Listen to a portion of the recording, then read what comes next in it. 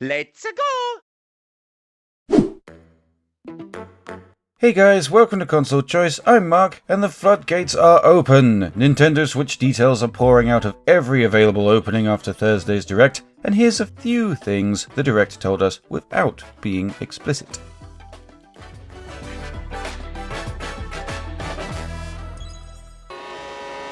Let's go! Yahoo! First off, Mario Kart World.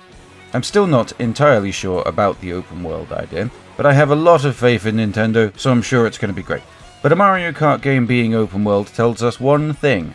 The next 3D Mario game will almost certainly be open world. We already heavily suspected this when they gave us Bowser's Fury randomly attached to the port of Mario 3D World, and if even a kart racing game has a one singular complete world, they'd be crazy not to do it for Mario, right?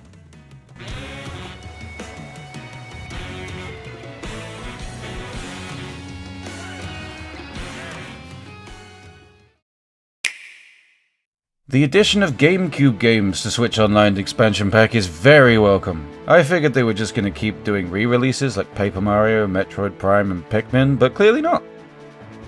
I love that Soul Calibur 2 was in the lineup. I had this on the GameCube and I loved playing as Link, it was brilliant. The big game here is definitely Wind Waker. Fantastic game, but its inclusion tells us one important thing. That the HD port is unlikely to be brought to current systems even after all the rumours. After all, why pay for the HD port when its original is already essentially free to play? Twilight Princess HD is still very much on the cards, but since we're getting these gorgeous looking upgrade packs for Breath of the Wild and Tears of the Kingdom, along with a new Hyrule Warriors game later this year, genius, we can be pretty certain we won't get Twilight Princess HD this year. Mario Sunshine also being in the GameCube lineup suggests that we're not going to see a re-release of the 3D All-Stars pack for Mario's 40th birthday. Shame. However, mouse mode could lend itself nicely to Wii game adaptation, so hopefully we'll get Wii games on the Switch too. I mean, please, I really just want Mario Galaxy 2 at this point.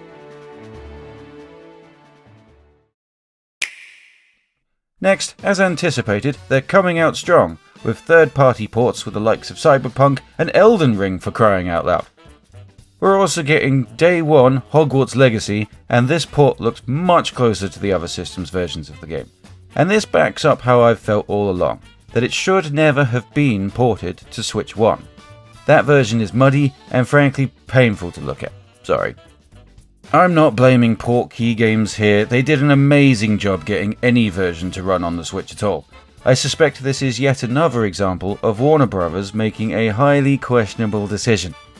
Most recently, they shut down Monolith Productions, the studio behind the brilliant Shadows of Mordor and its sequel, that had the completely unique Nemesis system, where enemies would remember you when you encountered them a second time, or a third, or a fourth.